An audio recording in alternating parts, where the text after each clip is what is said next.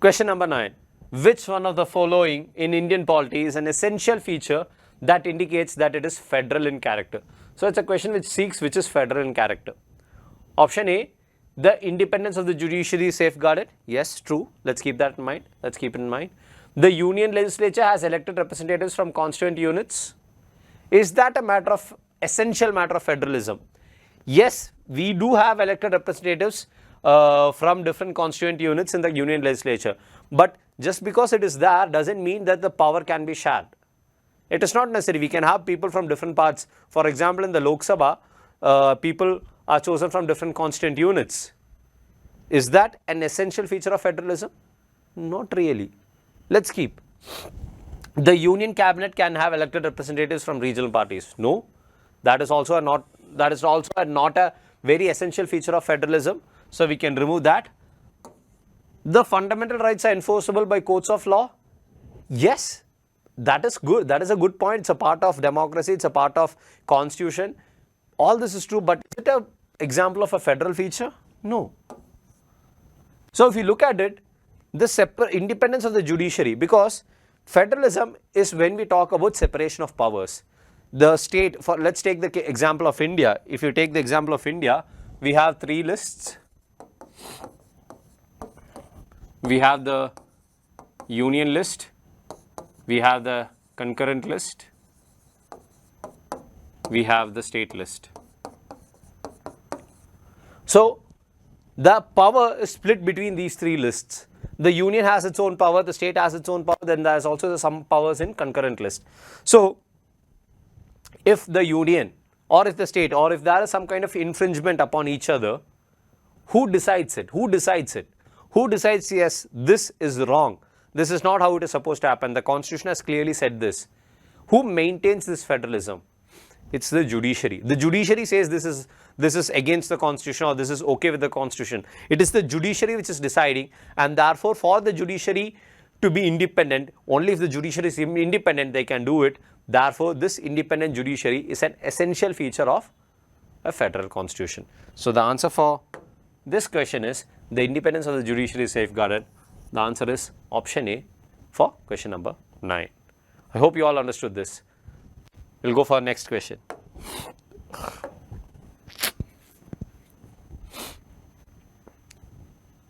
Which one of the following best defines the term state?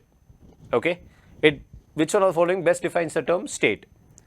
So this is a conceptual question. What they mean by state is not state of Kerala, state of Punjab, state of Tamil Nadu, state of Maharashtra, state of West Bengal. No, it talks about the entire country. It's a political concept. Let's go for it. A community of persons permanently occupying a definite territory independent of external control and possessing an organized government. So if you understood it, it's well and good, but always read all the options before we go for this. So generally while attending the UPSC civil service questions, even though you may feel a certain option is right or a certain option is wrong, try to read all the options and then eliminate and then go for the right answer. Let's look at the second statement. A politically organized people of a definite territory and possessing an authority to govern them, maintain law and order, protect their natural rights and safeguard their means of sustenance. Means of sustenance? Food? Somewhat missing. Till then it's kind of okay. A number of persons who have been living in a definite territory for a very long time with their own culture, tradition and agreement, that is not what we say as a state. Just because I've been living in a place or a period for a long time with my own culture, tradition, government, that doesn't make it into a state. A state is different. A society permanently living in a definite area with a central authority, an executive responsible to the central authority and an independent judiciary, that is an example of parliamentary democracy or something of that sort. Is it generally a state? State is somewhat broader. It's not necessary that you should always have an executive responsible to the central authority, and there is no need that there should be independent judiciary always, because even countries without an independent judiciary, even countries without an executive which is responsible to the central authority is still considered as a country or a state. So definitely the fourth option is also wrong. A community of persons permanently occupying a definite territory independent of external control and possessing an organized government. Yes. Sovereignty. In short, sovereign. So this territory is sovereign. Why? It is independent of external control. and they occupy a very definite territory and they've been occupying it permanently. So that is the core example of sovereignty, and from that we can say yes, that is the closest definition. Whereas this one, a permanently or a politically organized people of a definite territory and possessing an authority to govern them, maintain law and order, protect their natural rights and safeguard their means of sustenance. Not necessarily a state, it narrows it down again. It narrows it down again because it does not specifically say about independent of external control. It just says they can govern them and maintain law and order. Even dominion status can come under that. So in this case, the answer is option A. This is the answer for this question, which defines the term state. You can read it in your NCRTs.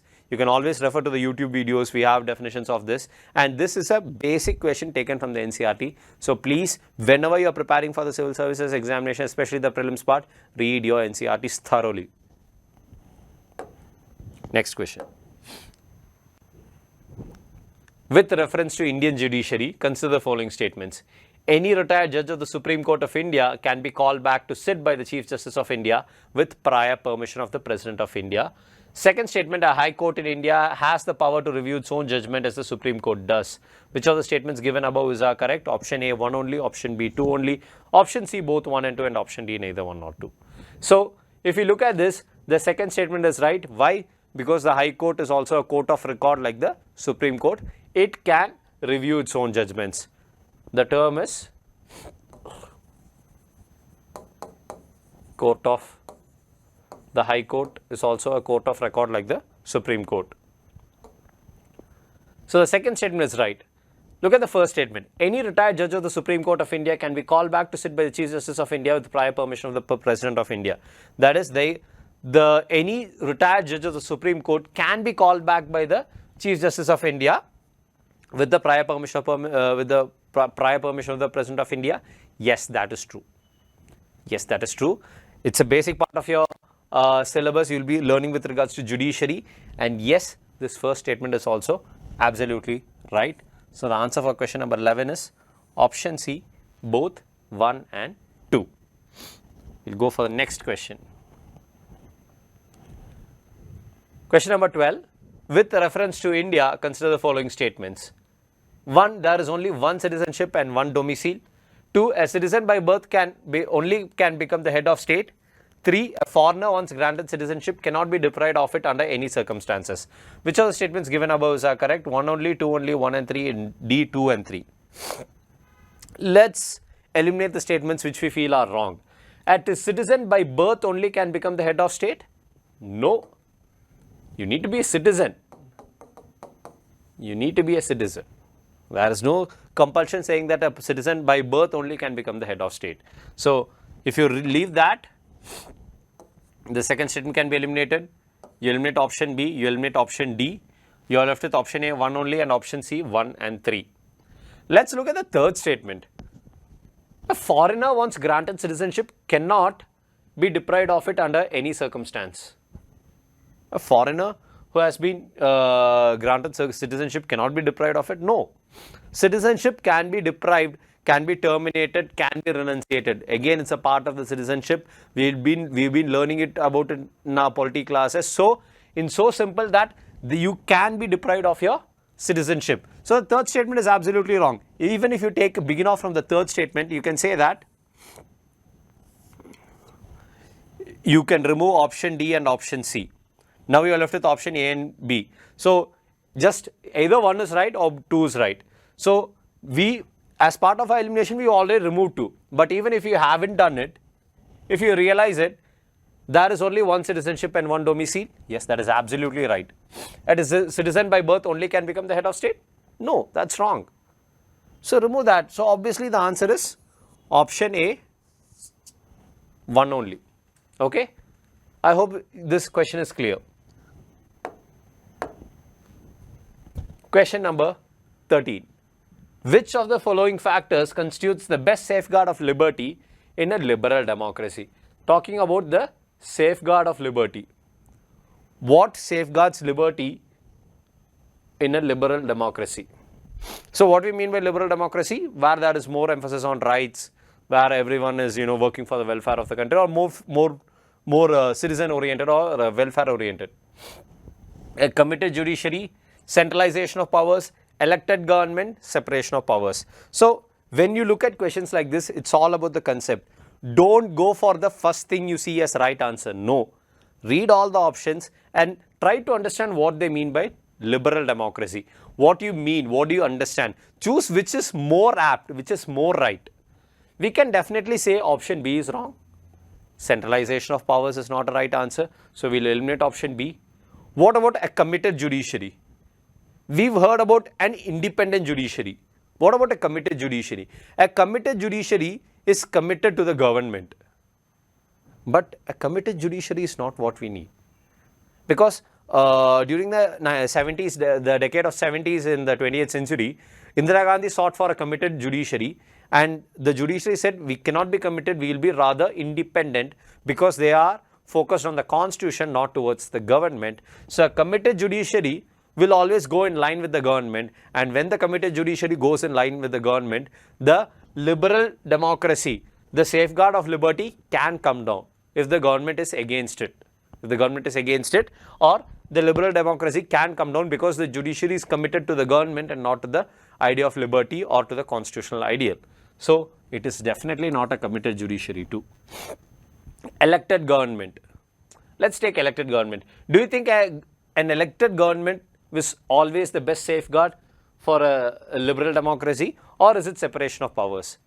An elected government can happen, but it is good only if the election is fair. They haven't said whether the election is fair. They've just said the government is elected. Elected by whom? What if there is no universal adult suffrage? What if this election is held where the people who are in the electoral college are only men over the age of 50, or only men over the age of 21, or only men over the age of 18, or only people who are graduates, or only people who are living in cities, or are only people who own property? So there can be different criteria you can set for election. India has universal adult suffrage, but it is not necessary that that is needed for election. Take pre-independence era. Did we have universal adult suffrage? No. There were different criteria to be a part of the electoral college. So we can say that the elected government is not right, but separation of powers, where power is diffused or differentiated between the three organs, that creates liberal. That is one of the best safeguard for liberty in a liberal democracy, because then power is separated within the three constituents, and this prevents excessive power grab from each organization. So the answer for this question is option D, separation of powers. I hope you all understood this question. Question number 14. Under the Indian Constitution, concentration of wealth violates option A, the right to equality, option B, the directive principles of state policy, option C, the right to freedom, and option D, the concept of welfare. So again, like the previous question, read all the options and then find your answer. So concentration of wealth violates the right to equality. It's not the right to equality. We've learnt about the fundamental rights. It's not the right to equality.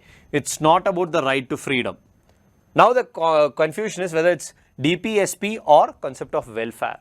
Now both of them, even the welfare state concepts talks about redistribution of wealth. Even DPSP talks about it. But specific, you need to be more specific. Which is more specific? DPSP clearly states that the state shall endeavor to prevent concentration of wealth, mainly through, which was brought about through the First Amendment, if I am not mistaken. Land reforms. Land reforms was brought in. When land reforms were brought in, the main idea of land reform is to prevent concentration of wealth in certain hands. So the amendment itself talks about it. So obviously the answer is option B, the directive principles of state policy, when you compare it with the concept of welfare. If DPSP was not there, definitely it would have been the concept of welfare state. But since it is there, the answer is DPSP. It is a part of DPSP. You can just take your notes, read it. It's mentioned clearly in the DPSP. Therefore, the answer is option B. Let's look for question number 15. What is the position of the right to property in India? A, legal right available to citizens only, legal right available to any person, fundamental right and available to citizens only, neither fundamental right nor legal right. Now this is a tricky question. First things first, it is not a fundamental right. Earlier it was a fundamental right, but the right to property is not a fundamental right anymore. So let's remove option C. But is it a right? Is it a legal right? What do you mean by legal right? A right which can be enforced by law, or a right which can be taken away by law. It is a right which can be taken away only by law. One person cannot just come and say, okay, come here. No, they can't do it. For them to enforce a law, for them to remove your right, there must be a proper procedure, or the parliament or the state legislature must pass it. So your property can be taken just like that. It's not a fundamental right, accept it. But can they deprive you of your property? No, they cannot deprive you of your property. They can take away your property, or they can deprive you of the property only by following certain laws or by certain authority which is based upon certain laws. They can't just come one fine day and say, okay, give me your property. No, they can't. The government cannot take it. There must be certain laws or provisions under which the property can be acquired for other purposes, and even then compensation is many a times being given. So keeping that in mind, it is a legal right but not a fundamental right. But this option says neither fundamental right nor legal right. So let's remove this. Now we know it's a legal right. We know both are legal rights. Now the question arises, available to citizens or available to any person? Take the case of India. We have citizens can obviously buy property, but now the question is whether other people who are non-citizens can buy property. Non-citizens, whether they can buy property. We have something known as foreign investment.